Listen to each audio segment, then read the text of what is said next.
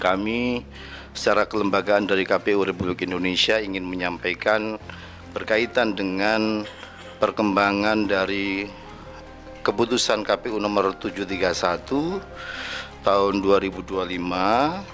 Pertama, KPU sebagai lembaga publik berkomitmen untuk senantiasa terbuka, inklusif dalam tata kelola informasi untuk pelayanan informasi yang lebih luas serta tidak membatasi akses masyarakat terhadap penyediaan informasi bagi publik. Keputusan KPU nomor 731 2025 tentang penetapan dokumen persyaratan calon presiden dan wakil presiden sebagai informasi yang dikecualikan, sebagaimana kita tahu, sebenarnya keputusan KPU tersebut didasari sama sekali bukan karena untuk melindungi siapapun. KPU itu juga seharusnya boleh diminta data soal ijazah itu, karena kita lihat statementnya Bapak Roy Suryo beberapa waktu yang lalu, datanya Pak Jokowi sudah tidak ada di KPU RI. Nah, bagaimana ini tanggapannya Bang Abdul Ghafur? Perusahaan aja mas, data pegawainya aja masih ada. Ini lembaga negara. Kalau datanya hilang, jadi dua kemungkinan. Apakah memang disengaja, ataukah memang hilang beneran? Kalau hilang beneran, masa dibuat tikus? Assalamualaikum warahmatullahi wabarakatuh, teman-teman semua. Pada kesempatan sore hari ini, kita akan menanggapi satu berita yang baru saja diterbitkan oleh Detik News, yaitu soal pembatalan aturan KPU, Peraturan Nomor 731 Tahun 2025 yang belum lama dikeluarkan oleh KPU, yang kurang lebih isinya adalah soal pengecualian informasi publik dan termasuk di dalamnya soal ijazah. Nah, pada hari ini, hari Selasa 16 September 2025, secara resmi KPU melakukan konferensi pers membatalkan peraturan tersebut. Yang menyampaikan adalah Bapak Afifuddin. Dia juga yang menandatangani peraturan KPU, yang kemudian mengecualikan dokumen yang kemudian menjadi informasi publik tersebut.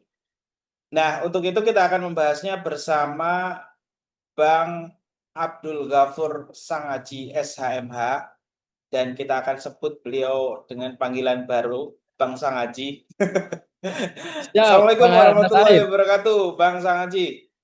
Waalaikumsalam warahmatullahi wabarakatuh, Mas Arief. Iya, Bang Sangaji, kalau kita perhatikan, ini kan sangat sensitif ya soal peraturan KPU yang terbaru ini, khususnya soal ijazah yang hari ini sedang dipermasalahkan banyak pihak, khususnya ijazahnya Pak Jokowi. Karena Bang Abdul Ghafur Sangaji juga kita lihat sebagai kuasa hukumnya Roy Suryo. Nah, menanggapi soal konferensi pers dari KPU hari ini tentang pembatalan informasi publik soal ijazah itu, apa tanggapannya Bang Abdul Ghafur Sangaji? Terima kasih Mas Arief.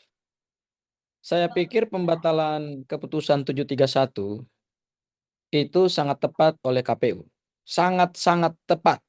Ya. Kenapa? Karena tidak ada hujan, tidak ada angin. Kok tiba-tiba terbit keputusan KPU 731 tahun 2025, yaitu mengenai informasi publik yang dikecualikan. Ya. Untuk dibuka. Artinya ada 16 informasi yang ditutup dari publik. Betul. Itu berkaitan dengan data pasangan calon presiden dan wakil presiden. Ini tidak ada badai, tiba-tiba muncul keputusan KPU. Karena gini, KPU itu kan lembaga penyelenggara pemilu. Kewenangannya diberikan oleh undang-undang. Dia tugasnya adalah menyelenggarakan rangkaian pelaksanaan pemilu baik presiden, wakil presiden, legislatif, ya, pusat dan daerah termasuk juga DPD RI. Kemudian juga pemilihan eksekutif gubernur, wali kota, sampai kemudian pada bupati. Itu kan ada rangkaiannya. Rangkaiannya itu kan kita sebut dengan tahapan pelaksanaan pemilu. Ya.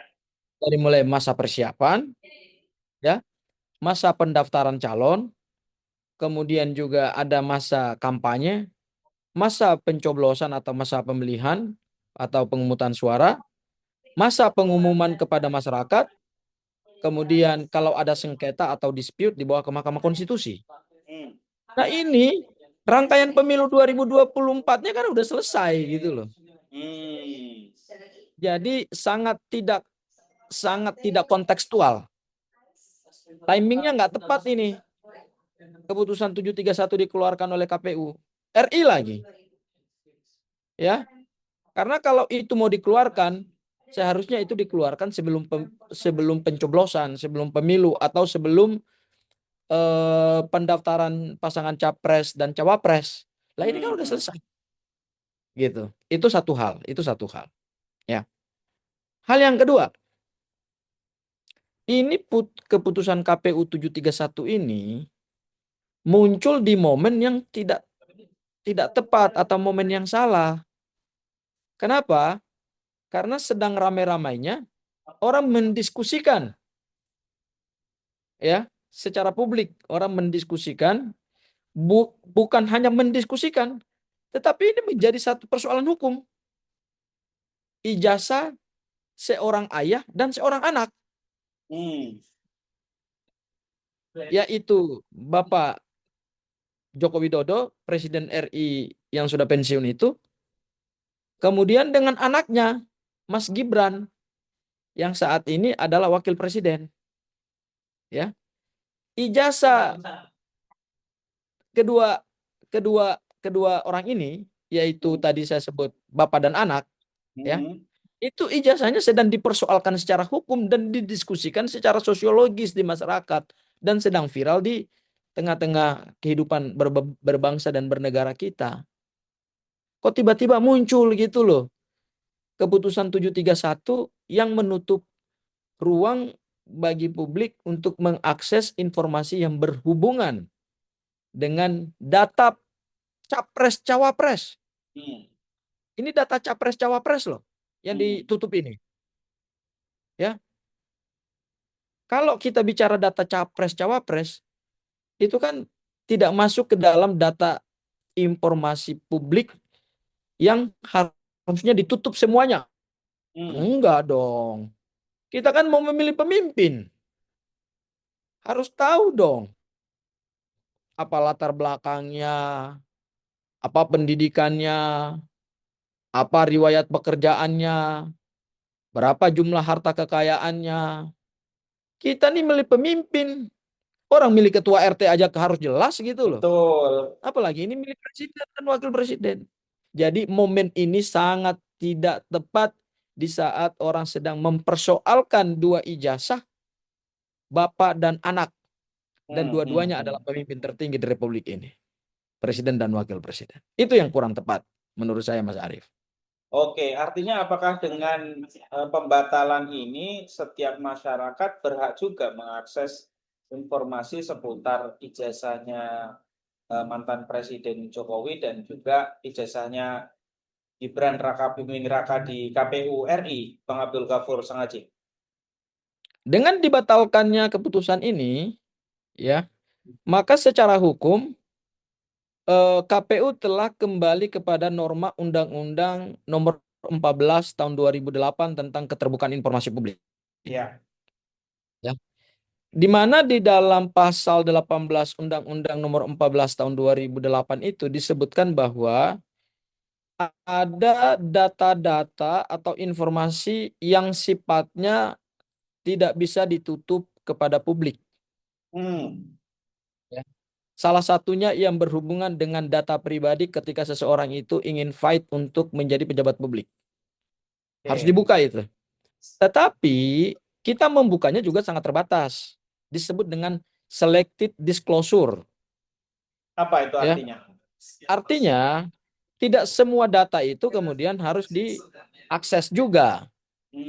Ya, ada data yang sebetulnya secara secara data kepribadian atau data pribadi seseorang itu harus dibatasi juga, tidak bisa juga diakses oleh keseluruhan, oleh seluruh orang gitu loh ya. Misalnya gini, kalau kita bicara selected disclosure, yaitu ada data yang dikualifikasi sebagai data yang boleh dibuka dan ini yang ditutup. Oke. Misalnya gini, yang boleh dibuka itu data misalnya yang berhubungan dengan data kekayaan, LHKPN. Ya, data berhubungan dengan SKCK, bahwa orang ini tidak pernah terlibat tindak pidana. Ya, data yang berhubungan dengan kurikulum vitae. Ya, data yang berhubungan dengan ijazah. Ya, itu boleh dibuka tuh. Tapi kalau data yang berhubungan dengan KTP riwayat misalnya. kesehatan, nggak boleh itu. Ya, kemudian kalau data itu dia berhubungan dengan daftar nilai, itu nggak boleh. Karena kan buat kita nggak penting dia itu berapa nilai IPK-nya, kan nggak penting. Apakah dia cum laude atau tidak cum laude gitu. Yang penting adalah ijazahnya sah secara hukum. Dia pernah mengikuti proses akademik yang benar dari mulai mendaftar sebagai mahasiswa, mengikuti proses perkuliahan, ya, kemudian juga menyusun skripsi, kemudian setelah itu dia diwisuda dan dia mendapatkan namanya ijazah. Ijazah itu kan bukti tanda kelulusan. Nah, kalau yang kita sebut itu ada daftar nilainya, ya, mungkin ada yang dapat C, ada yang dapat D, ada yang dapat E, ada yang dapat A, ada yang dapat B, ya itu nggak perlu dibuka gitu. Makanya kita sebut dengan selected disclosure. Jadi ada sebagian boleh ditutup, ada sebagian boleh dibuka. Ya. Misalnya juga terkait dengan riwayat kesehatan, kan nggak boleh, itu kan data pribadi. Iya, betul, betul, betul. Ya, misalnya tentang informasi kesehatan berhubungan dengan jantungnya kah, ya, kemudian tekanan darahnya kah, paru-parunya kah, itu nggak boleh dibuka. Maka itu kita menyebutnya sebagai selected disclosure supaya ada data-data yang tetap dijamin oleh undang-undang itu bersifat rahasia dari seorang yang saat itu sedang mencalonkan diri sebagai pejabat publik, apalagi ini kontestasi pilpres ya. Kontestasi tertinggi di Republik ini kan kontestasi pilpres. Nggak ada lagi kontestasi yang lebih tinggi. Ya, karena kita mendapatkan jabatan RI 1, RI 2. Ya, Mas Arief ya. Jadi seharusnya data itu dikelola gitu loh. Karena gini, kita harus ingat bahwa KPU sebagai lembaga penyelenggara pemilu itu selalu mengkampanyekan yang namanya open data pemilu. Oke. Ya, open data itu artinya satu sistem yang didesain oleh KPU supaya publik itu bisa mengakses informasi. Mengaksesnya bukan hanya terkait dengan hasil pemilu ya, atau dengan tahapan pemilu, ya, tetapi juga mengaksesnya itu, membuka itu artinya publik bisa mengakses informasi yang berhubungan dengan data calon legislatif, data calon presiden, wakil presiden, kemudian data calon kepala daerah gitu. Itu yang harus dibuka. Karena itu memang mandat daripada Undang-Undang Penyelenggara Pemilu, ya, yang saat ini sudah menganut paradigma open data system.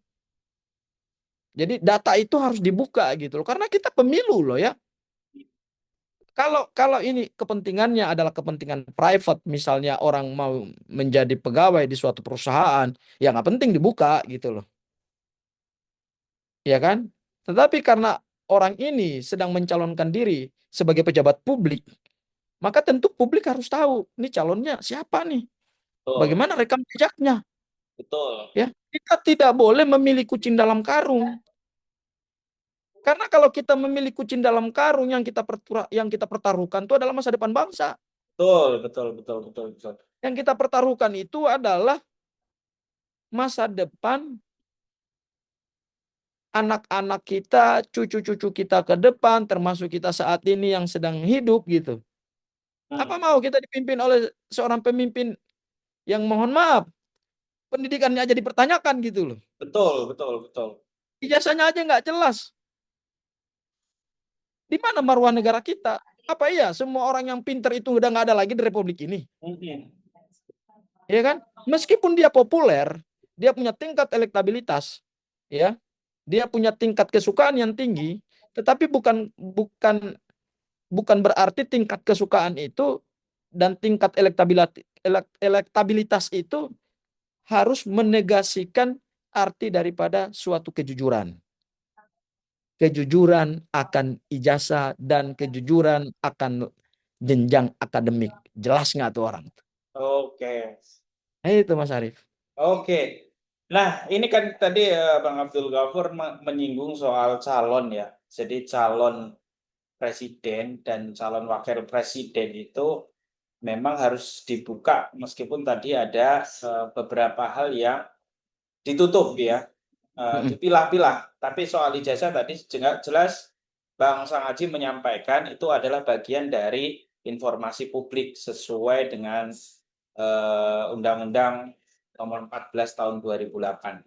Nah, Bang Abdul Ghafur, nah ini kan kalau kita kaitkan dengan apa yang menjadi problematika hari ini kan Bang Abdul Ghafur sendiri juga sebagai salah satu advokat dari Bapak Roy Suryo, ini kan sedang dalam tahapan tergugat dan ini problemnya soal ijazahnya Pak Jokowi, yang mana Pak Jokowi sendiri adalah mantan Presiden Republik Indonesia 10 tahun. Nah, apakah KPU itu juga seharusnya boleh diminta data soal ijazah itu karena kita lihat statementnya Bapak Roy Suryo beberapa waktu yang lalu datanya Pak Jokowi sudah tidak ada di KPU RI. Nah, bagaimana ini tanggapannya Bang Abdul Ghafur? Ya, menurut saya gini, kalau kita mengikuti undang-undang pemilu, dan ini berlaku universal ya, di seluruh dunia nih, ya, terutama negara-negara yang menganut sistem demokrasi, Hmm. ya. Penyelenggaraan pemilu itu kan harus menjamin keterbukaan, ya, harus menjamin prinsip kebebasan dalam kompetisi, harus menjamin kejujuran. Itulah yang akan menentukan berkualitas tidaknya suatu proses pemilu. Karena kalau itu tidak dijunjung tinggi oleh lembaga penyelenggara pemilu, maka proses itu tersandra, proses itu terkangkangi oleh kepentingan-kepentingan para calon gitu, atau kita sebut dengan vested interest, Hmm. yaitu kepentingan terselubung gitu. Dan kita nggak tahu kepentingan terselubungnya punya siapa, ya. Nah, oleh karena itu, di dalam Undang-Undang Pemilu itu disebutkan bahwa asas penyelenggaraan pemilu itu satu adalah keterbukaan, kejujuran, kebebasan, profesionalisme. Ya, kalau ini diterjemahkan di dalam konteks kinerja KPU, Hmm. maka KPU harus menjamin semua asas-asas penyelenggaraan pemilu itu dalam kebijakan yang tadi, yang menjamin semua kontestan itu bebas untuk melakukan kontestasi, publik punya kebebasan untuk mendapatkan informasi terkait dengan calon-calon yang sedang berkontestasi, publik bisa mengakses seluruh informasi kecuali yang tadi saya sebut selected disclosure. Ya, itu publik bisa mengakses data itu supaya apa? Itu menjadi dasar pertimbangan publik dalam memilih, atau itu menjadi informasi yang mengedukasi rakyat, yang mengedukasi pemilih supaya pada saat dia masuk di dalam bilik suara itu, ketika dia menentukan hak pilihnya, dia punya pertimbangan yang matang gitu. Hmm. Kita ini kan bukan memilih untuk hanya sekedar pesta demokrasi, terus kita memilih orang-orang yang nggak jelas gitu loh. Kita kan harus memilih orang-orang terbaik, ya. Meskipun yang disodorkan itu belum tentu terbaik menurut rakyat. Tapi itulah konsekuensi dari sistem demokrasi yang kita pilih. Ya. Nah, menurut saya KPU sebagai lembaga penyelenggara pemilu harus bisa menjamin independensinya gitu. Itu yang penting. Hmm. Dulu kita punya lembaga pemilu yang kontrol by power, dikontrol oleh kekuasaan Orde Baru. Sehingga kalau kita lihat pemilu dari tahun 1971, pemilu pertama di zaman Orde Baru, sampai kemudian pemilu tahun 1997, ya, tahun 71 sampai 1997, itu pemilu yang diselenggarakan itu adalah pemilu yang sifatnya formalistik, prosedural. Kalau kita belajar teori demokrasi, itu namanya demokrasi prosedural, bukan demokrasi substantif. Kalau demokrasi prosedural itu ya sudah, ada penyelenggara pemilu, ada kontestan, kemudian ada kontestasi, kemudian ada hasil, ada orang yang ditetapkan sebagai pemenang, dan kemudian udah memimpin Republik Indonesia selama 5 tahun. Itu namanya prosedural. Oleh karena itu, di zaman Orde Baru dulu, zaman otoritarianisme Orde Baru dulu, pemilu kita dari tahun 1971, itu kan pemenangnya udah bisa ditebak. Iya, betul. Bahkan sebelum pemilu. Bahkan sebelum pemilu. Kenapa, Mas Arief? Karena lembaga pemilunya dikontrol sepenuhnya oleh kekuasaan. Oke. Nah, begitu kita amandemen Undang-Undang Dasar 1945, kita keluarkan lembaga KPU sebagai lembaga penyelenggara pemilu itu menjadi lembaga negara yang independen. Hmm. Independen itu artinya apa sih? Tidak boleh Ada diintervensi intervensi baik oleh dari pihak lain. legislatif, eksekutif, oleh baik juga yudikatif. Dia betul-betul menjadi wasit yang netral. Kenapa? Karena kita ingin mencari hasil yang terbaik dari suatu kompetisi demokrasi yang fair. Itu yang disebut dengan substansi demokrasi. Jadi kalau kita berkoar-koar tentang demokrasi, ya kita harus cek pada akhirnya. Kita ini negara demokrasi yang sifatnya masih prosedural atau negara demokrasi yang sudah menganut sistem demokrasi substantif. Kalau cara kerja KPU seperti ini, menurutku KPU baru menyelenggarakan pemilu secara prosedural. Oke. Ya, karena kenapa? KPU tidak boleh bermain politik. Sekarang begini, kita bicara data capres-cawapres.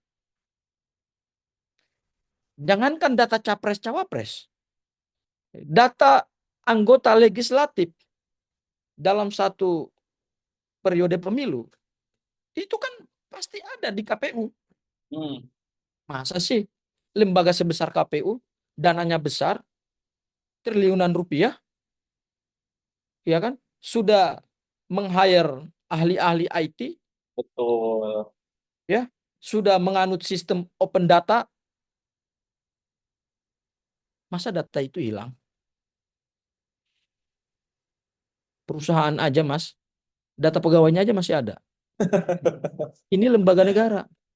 Betul. Kalau datanya hilang, jadi dua kemungkinan. Apakah memang disengaja ataukah memang hilang beneran? Kalau hilang beneran, masa dibawa tikus? Kayak gitu loh, Mas Arief. Oke. Ya kan? Jadi Betul, masuk akal. ini sangat tidak logis. Makanya hari ini kritik publik begitu luas, kritik publik begitu kuat, kritik masyarakat sipil begitu menggema, sehingga KPU kemudian membatalkan keputusan 731. Itu Oke. menunjukkan bahwa KPU sangat tidak independen.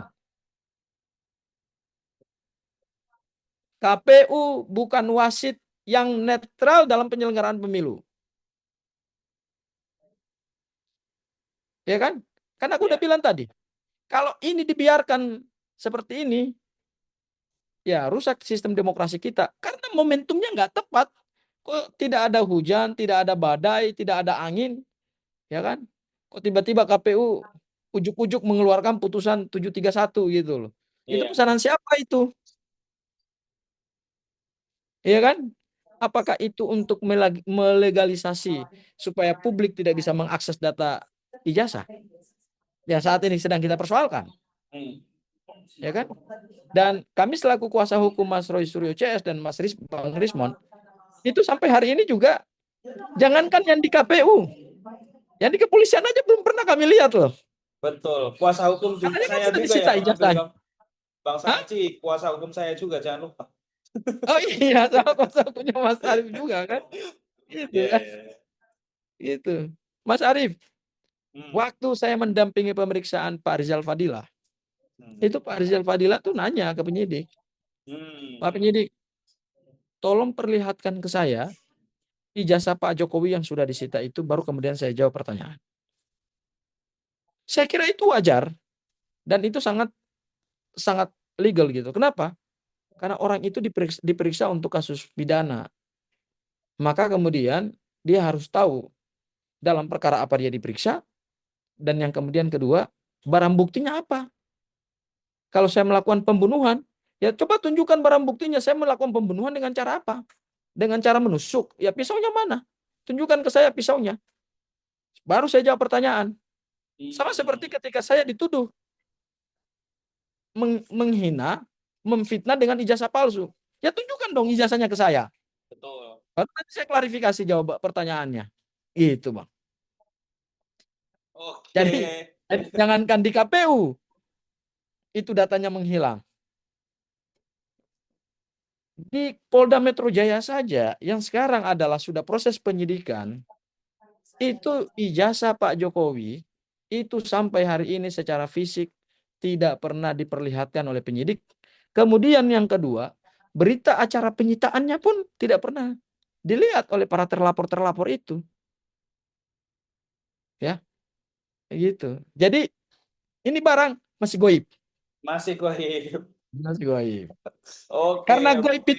Karena goib itulah makanya KPU membuat makin goib gitu kan.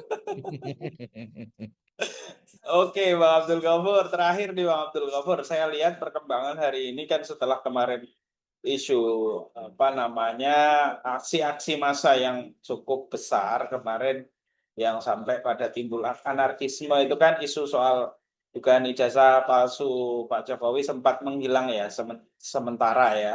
Dan kayaknya akhir-akhir ini sudah mulai mencuat kembali dengan nanti malam kayaknya ada acara juga di Rakyat Bersuara akan soal ijazah, besok malam juga di head to head juga.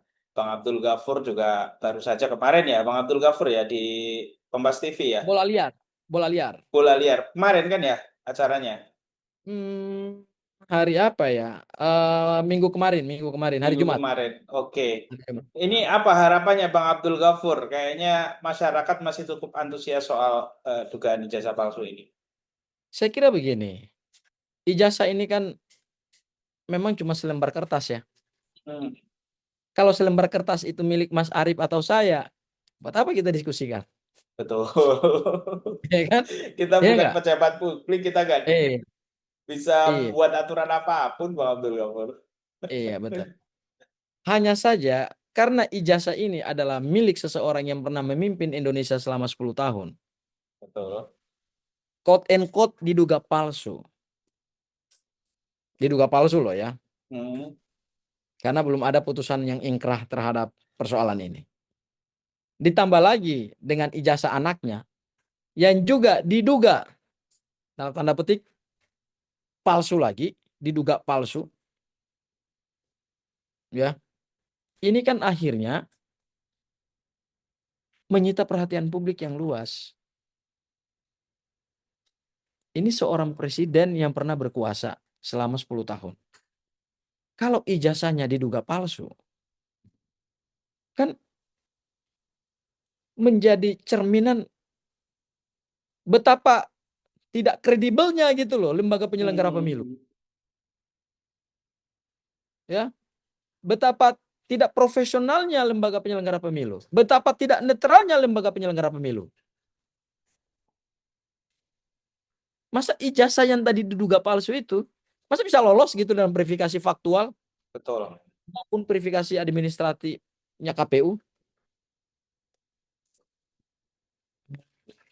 Karena dia menyangkut martabat dan integritas penyelenggara pemilu, sekaligus juga integritas partai pengusung, sekaligus juga integritas presiden yang pernah memimpin Indonesia itu. Maka menjadi tepat kalau ini diperbincangkan. Dan menurut saya, isu ini tidak akan berhenti. Oke. Sampai kapanpun. Sampai kapanpun ya, sampai benar-benar Karena ditunjukkan ya. sampai benar-benar clear and clean. Kenapa? Karena ini menyangkut cara kita bernegara dan kita mengelola kekuasaan gitu. Ini menyangkut bukan soal Pak Jokowi yang punya ijazah yang diduga tadi palsu itu sudah selesai masa jabatannya, bukan itu yang penting. Tetapi yang terpenting bagi bangsa ini ketika kita mendiskusikan ijazah ini adalah kok bisa gitu loh. Bisa lolos gitu loh. Ingat loh, kita itu masuk era reformasi loh. Kita mereform. Reformasi itu kan berarti kita mereform. Betul.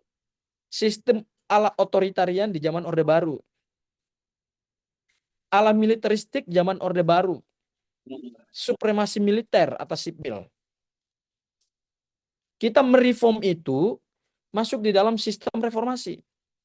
Yang semuanya menjadi sangat transparan. Yang semuanya menjadi sangat terbuka. Yang semuanya menjadi sangat open to discuss gitu loh. Sangat terbuka untuk kita diskusikan, untuk kita debatkan gitu.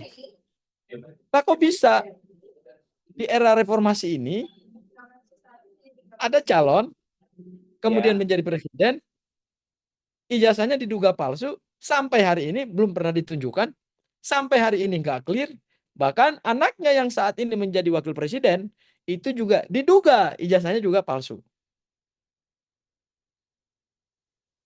Nah, ini kan menarik Mas Arief. Maka menurut saya Mas Arief, menurut saya nih dari sisi hukumnya, ini menarik nih. Kita akan menunggu deh hasil dari Polda Metro Jaya. Kalau hasil dari Polda Metro Jaya itu, saya bagi 3 kemungkinan. Apa itu Pak Abdul Ghafur? Yang pertama, perkara di SP3. Apa itu SP3? Surat perintah penghentian penyidikan. Oke. Diatur di mana? Di pasal 109 KUHP. Kenapa suatu perkara itu di SP3? Karena 3 alasan. Apa 1, itu? perkara tersebut bukan perkara pidana. Hmm. Setelah disidik oleh penyidik, ternyata perkara tersebut bukan perkara kejahatan, tapi perkara perdata misalnya, atau perkara tata usaha negara. Ya. Yang kedua, kurang bukti. Bisa aja buktinya kurang. Atau kurang bukti itu bisa aja keterangan saksi-saksi nggak sinkron. Sama yang ketiga, dihentikan karena kepentingan hukum. Nah, itu kemungkinan pertama tuh, SP3. Kemungkinan yang kedua, penetapan tersangka. Tapi penetapan tersangka ada 2 kemungkinan. Apa itu? Penetapan tersangka terhadap 12 terlapor atau dikurangi sebagian, ya, atau bisa juga ditambah sebagian. Oke. Begitu. Jadi kita tunggu hasil dari Polda Metro Jaya. Kalau menurut saya, ya, perkara di Polda Metro Jaya itu sebetulnya tidak layak untuk dinaikkan ke tahap selanjutnya. Oke. Karena ijazahnya aja nggak pernah ditunjukkan, ijazahnya masih goib. Kemudian yang kedua, pasal-pasal yang dipakai itu sudah tidak relevan. Yang ketiga, keaslian ijazah ini nggak pernah dibuktikan. Oke. Gitu Mas Arief. Oke. Jadi ini masih panjang ini Mas Arief Itu ya. masih panjang banget Kita ini. lihat aja. Kita lihat aja. Apalagi teman-teman yang di mana di Solo itu kan sedang mengajukan gugatan Iya, warga negara betul. ya kan citizen. Betul. Iya, tapi itu tema yang lain lah ya. Ya itu tema yang lain lah. Artinya saya ingin mengatakan Mas Arief bahwa Heeh. kasus ijazah ini akan ada cerita berjilid-jilid. Oke. Jadi nggak selesai satu nanti muncul lagi. Apalagi teman-teman yang melaporkan ke Mabes Polri itu, Mas Arief, yang Mhm. melaporkan ke Mabes Polri itu eh apa namanya Mas Arief? Kemungkinan bisa membuka kembali laporan itu masih bisa, Oh, oke, oke, oke, oke, oke. masih Jadi masih bisa, panjang ya. masih panjang. Mempersoalkan ijazah ini masih berjilid-jilid loh ke depan loh. Ya kan, Iya, iya, pokoknya iya. Mas Arief akan siap-siap terus. Kameranya tuh harus siap-siap terus gitu. Oke, dan sebagai bagian dari menyebarkan informasi publik yang perlu diketahui masyarakat dan tugas pers yang mana mengumpulkan informasi, menyampaikan informasi ke masyarakat itu sudah menjadi tugas kami ya. Dan mudah-mudahan ini bermanfaat juga untuk masyarakat agar tidak ada kita kembali ke orde baru dulu. Kita sudah reformasi, jadi kebebasan berpendapat dijamin oleh undang-undang. Terima kasih teman-teman yang sudah menonton. Terima kasih Bang Sangaji yang sudah menyempatkan waktunya. Insya Allah kita akan Zoom lagi, kita akan diskusi lagi kalau ketemu offline. Kita terus menyampaikan informasi kepada publik sebagai bagian dari mencerdaskan kehidupan bangsa. Wassalamualaikum warahmatullahi wabarakatuh. Waalaikumsalam warahmatullahi wabarakatuh, Mas Arief. Terima kasih Bang Abdul Ghafur.